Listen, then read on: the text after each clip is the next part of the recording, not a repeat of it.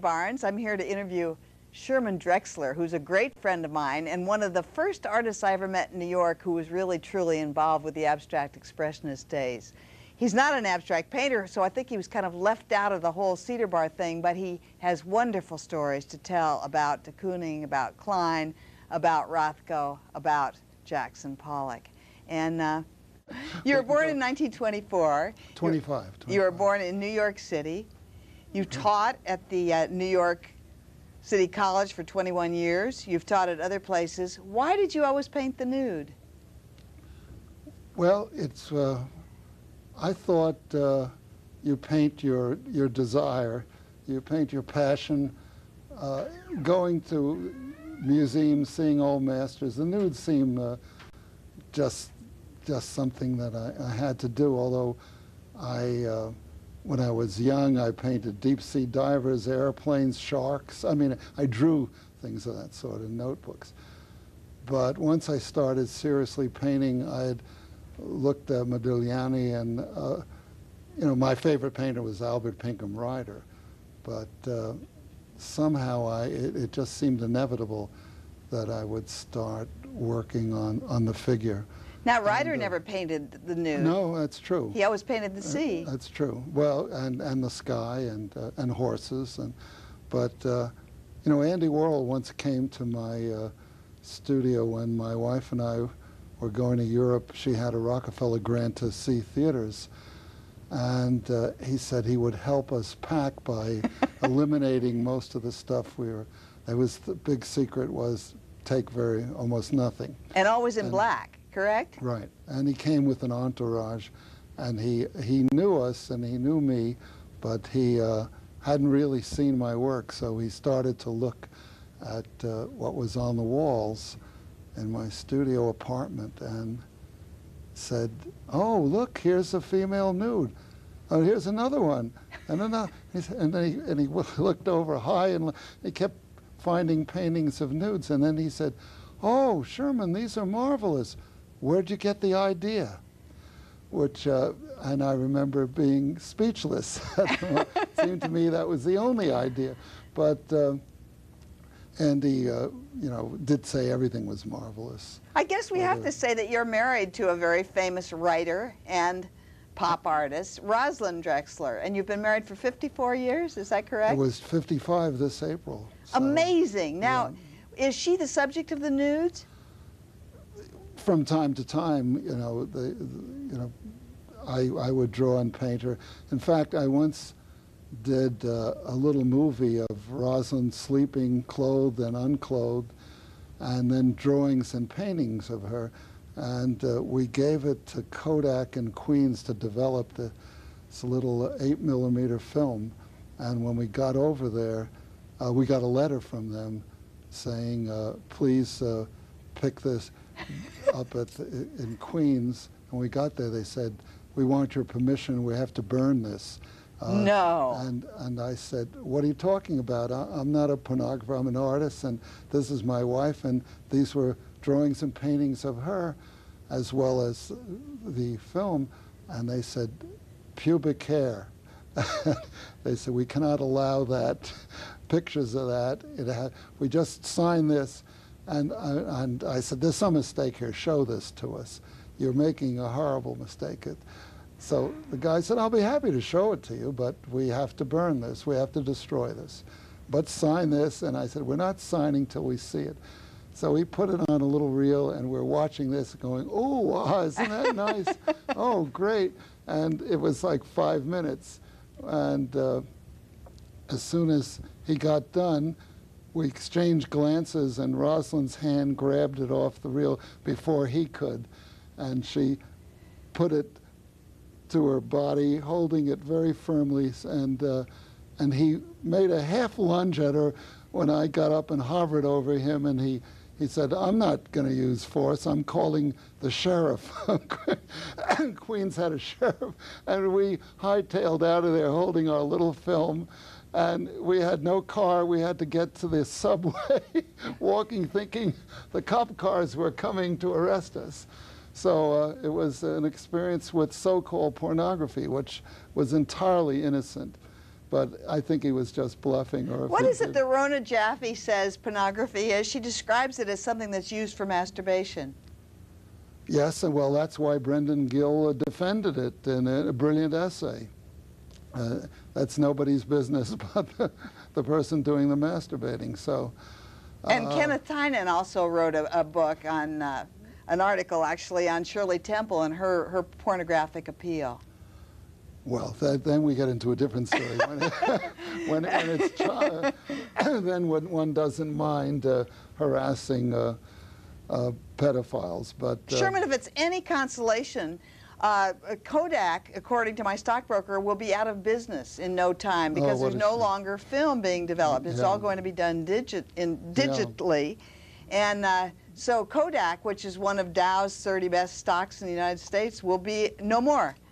Well, that's very funny. And now, if it was going to fight back after you announced that, they're finished. But did you ever? Did the sheriff ever come after you, or was that the end of the story? The end of he was dialing as we were leaving, and we escaped to this. At that point, it was an elevated subway too, so it was pretty funny. We had to go up the stairs. Gertrude Stein said you only can know one period of art history intimately. My period that I loved the most was the abstract expressionists. What was it like then, going to the Cedar Bar, knowing Jackson, knowing de Kooning? Well, I knew de Kooning more than Jackson Pollock, but everyone knew, both of them. And Franz Klein, I felt really close to. It was a wonderful period where it had just started. I joined it in the late 50s, early 60s, but you felt that these were heroes, just incredibly beautiful people, even when they were acting, even when they were hopelessly drunk. I think that generation drank after fully working really hard. Would you would you say it was almost like they were religious figures?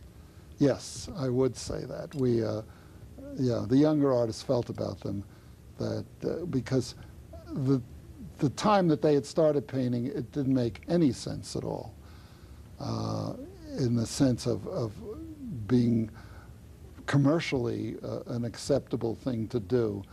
They painted because they had to paint. So there was still idealism present in the world of art. So what they did really required a heroic discipline on their parts. Yes, and the idea of that Americans could establish that you didn't have to go to Paris anymore. So they were, we really looked at them as larger-than-life figures. I only knew Franz Klein very, very superficially, but he was like a child. He was very childlike in his approach to life and his fun. Yeah, but I didn't think, I thought of him as more like William Powell. A certain urbanity had, a certain ironic glance around him. There was one younger painter who one week sold a large painting, got a large grant, and got a fellowship, everything happening in 1 week. And he walked into the Cedar Bar with a frown on his face and his head down. And Klein looked at him, said, "Wipe that expression off your face. We know you're really happy." And out came a grin, but he was afraid to come in grinning that someone might throw a glass of water on him or beer. And it was Klein cut right through things. One painter complained to him that he had picked up a girl when he was feeling terrible about himself and feeling too old and thinking he was out of things, and suddenly this woman was at his elbow after fighting with her young boyfriend, and he asked her if she wanted to come to if he could buy her a beer. She said she was hoping he'd say that. And he asked her if she wanted to come to his studio, and she said she was hoping he'd say that. And he took her home, spent the night with her, and in the morning he started to make eggs for breakfast and said, "How do you like your eggs? over easy or scrambled, and she said, "Anyway, Franz, dear." And he said, "Franz, I'm Herman Cherry." And she screamed, grabbed her bedclothes, and dashed out of the place. So he said, when he told the story to Klein, it was this feeling of this, that he was a poor soul, that the only way he got this woman, and all Klein said is, "You owe me a night." Well, didn't Franz and de Kooning have identical twins as girlfriends, the fabulous Ward sisters? Yes, yeah, they were an interesting pair of sisters, and everything. Well, Elaine once told me, Elaine de Kooning, that she went to a party, and there were about 60 people present, and suddenly everyone was looking at everyone, realizing that perhaps they had all slept with each other at some point in there, because you only knew a certain amount of people. You were a subset of society, and you summered together and you wintered together and you talked the same talk. And you all slept together? For the most part, if you weren't married and if you weren't, yeah, there was an exchange of views, but there was something about it that really superseded venality. They really cared about each other. So artists would go to other people's shows, would look at things, would want to know what everyone knew, and were, you know, capable of acts of, they felt they had to encourage people. And the de Koonings were very much like that. I asked Elaine once, what do you suggest to women artists? And she said, marry well. And it seemed like the women who made it in that first generation of artists who made it in this country had indeed married well. Joan Mitchell had married Barney Rossett, and then Mike Goldberg, and Jane Wilson. Well, Mike Goldberg was another artist, though. He wasn't, you know, was struggling. It wasn't marrying well. Yeah. No, Louise Nevelson married a munitions manufacturer. Jane Wilson was married to John Gruen, a critic. And of course, when Elaine married Bill de Kooning, he wasn't making money at the time, even though she recognized that he was a great. I remember going to Barney Rossett's. He had a Quonset hut, and he was living there, and he had been married to Joan. And I realized that de Kooning was the most powerful man in the room. Everybody was, although he was not yet famous, everybody was trying to get his attention. He seemed to know how to be an important person. Well, yes, but it was the work, there was something about the intensity of the work that made people feel. See, Pollock was a shooting star in a way, and it was a closed system. It was an amazing accomplishment, but where do you go from, there was no room in for anybody else. There was a feeling that if you really looked at de Kooning, you could learn something. You could, where Pollock, it was just a meteor. And the work itself was self-referential. It didn't lead to people being able to work from it in some way. But with de Kooning, you were part of Picasso and part of Gorky and part of, and de Kooning once told a young painter, I think, well, he told it to Zacharias, who then told it to Stuart Shadletsky, who then told it to me, that you carry Soutine in one pocket and Mondrian in the other pocket, and you can't go wrong. So de Kooning was passing things on in that sense. Clement Greenberg, who was a critic and was really the spokesperson for Jackson Pollock, once said, "Early success never lasts. I can prove it." He not only could prove it, he would try to end it himself. He may have resented it unless he was responsible for the early success. Clement Greenberg became a kind of sacred monster where he became the Pope in a way, and hurling edicts. It had to be his way or no way. The canon was very limited. So brilliant as he was, he you know, there were a lot of problems. Sherman, what did they think when they would see your work and it was totally figurative? How would they respond? How would the abstract expressionists feel about your work? Well, I had very good response from de Kooning and Klein, and Harold Rosenberg was encouraging. So they What were did de more, Kooning say about the work? He never bought anything, did he? Well, he did buy something. 3 or 4 of my smaller pieces that were painted on pieces of rock and stone and slabs and wood. I was picking up things. I had gone to, he said he really liked those, and Elaine showed it to him. And his daughter once came to the studio and wanted a number of things, and I said, we can talk about it later instead of... Don't ever do that again. Yes, it was a big mistake. But I'd gone to caves in the 80s. And, in France? In France and Spain. And that was an overwhelming experience for me, seeing prehistoric work where it was just totally mind-boggling. And was it at that point you started introducing animals into your work? Yes, I began to dream about animals. I guess I'd always before then dreamed about nudes and could paint with my eyes closed.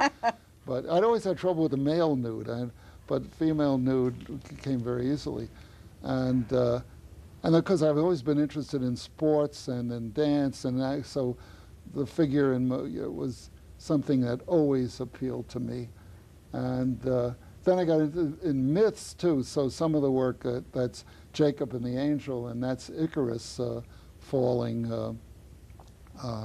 So I was glad to be able to, and again Jacob wrestling with the angel. Jacob wanting to be blessed, and the angel saying no way, but he wouldn't let the angel leave. That seems like Kodak. I made the angel female, yes.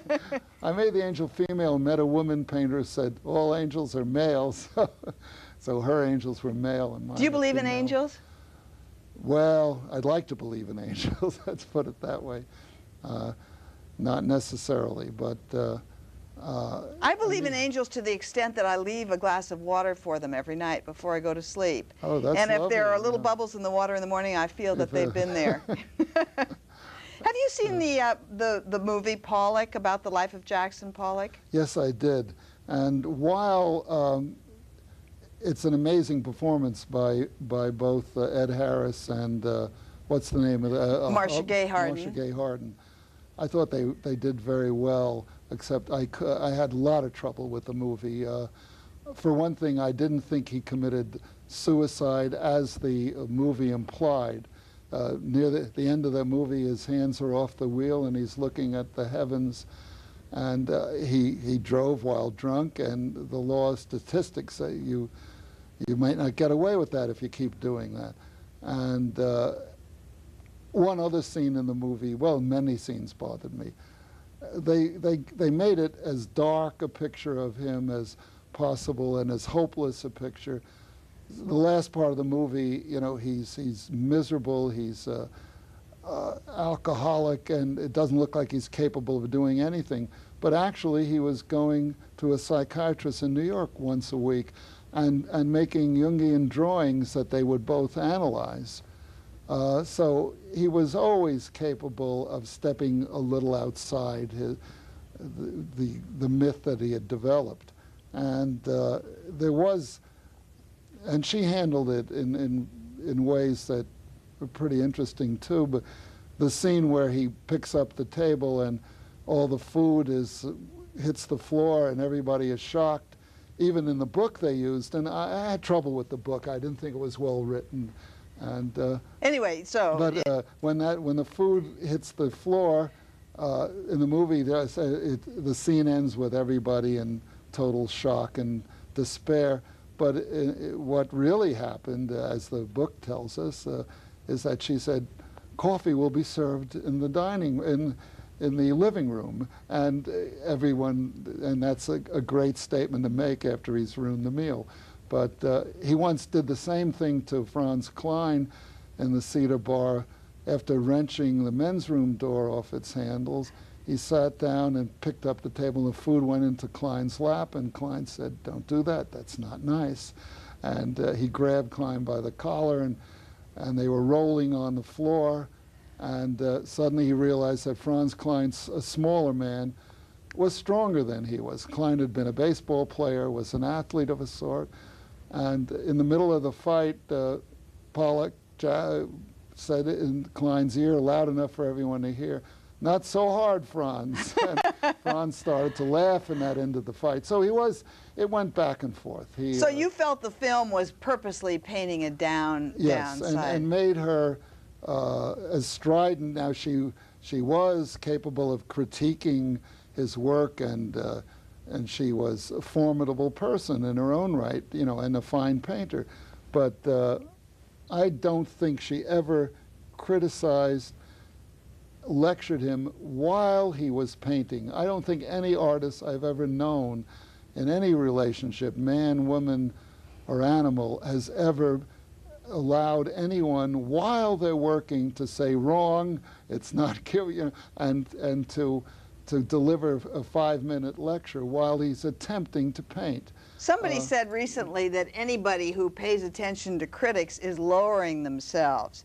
I remember once I was asked by Helen Harrison, who runs the Pollock-Krasner Museum and Foundation, if I would drive Clem Greenberg out to Long Island, where he was giving a lecture on the Pollocks. And when I took him into the house, which is absolutely the way it was in the film, he started praising Lee Krasner's work. And someone said, well, you hated her when she was alive. And he said, I misjudged her. These are wonderful paintings. And I got the feeling that he was preparing to go to heaven. He wanted to obliterate any wrong impression he had given about women artists during their lifetime. Oh, that's a very interesting impression for you. It's hard. It's true that women artists of the time were not taking, there was a definite prejudice. They were looking for a great hero, a male figure, and they couldn't understand how real the women artists of the period were. But Joan Mitchell managed to survive, and Lee, you know, did go back to, was painting all the time, actually. What do you think the difference is? Also, so. What do you think the difference is between the art scene today, the art world in New York, and the art world then? Well, it was a smaller period where you almost thought you knew everybody, that sooner or later everyone would be coming to the Cedar Bar, that shows would be talked about. You felt that this small group really were concerned, went out of their way to know what was happening. Now there's so many artists and so many people in so many places that... And there's not that good spirit where the artists want to help each other. Well, now, yeah, the spirit there was, you felt a duty to, you were a small band of brothers and sisters. And now, yeah, there's jealousies of people who can't look at other work because it's not their work. And and things have changed. Schools now are not doing printmaking portions of the school. It's video and digital stuff. And Duchamp said once, never bother to look at artists if you're over 50, but you're very generous. Who's your favorite young artist today? Well, the photographer? Maybe I'm not that generous because right now, you know, I still like Philip Guston a lot, and of course every, you know, important artist. No, but the young artists. You've talked about Frank, the photographer that you like so much, who's got the show in New York today. Oh, well, he's not a young artist. You mean William Klein? Yes, yes. But he's not a young artist. He's my age. He's a couple of years younger. What about than me. Derek Bossier? Well, he's not a young artist either. He's in his early 60s, so they've been around. You know, who is the woman that you just disliked so much that you absolutely were obsessed with her? Oh, that's a younger artist name, and now that I've thought about it, it's sort of interesting. I think she'd be happy to arouse so much emotion. Her name was is Lisa Yuskevich, and she's been celebrated lately. Had a retrospective in her 30s, and Sherman, I found the work You I kept just didn't telling like me, the go idea. see it. And yeah, I everybody wanted to that, see what you thought of it, because it combined the Keene family, Petty and Vargas, and pinups. It was soft porno of a snub-nosed, anemic woman, anorexic, but then with breasts and nipples, and it was kind of cheesy, really funny, actually. So that it was, I thought it was cute and banal and saccharine, but then I'd read reviews that she was that Bellini was her master, and she, in a lecture, put on a Vermeer. So I just thought it was very funny. And thank you so much for this interview. I feel really honored that we got the chance to have you here. Art is not for everyone. It never has been. It never will be. But people like us, we want to turn you on. I'm Molly Barnes.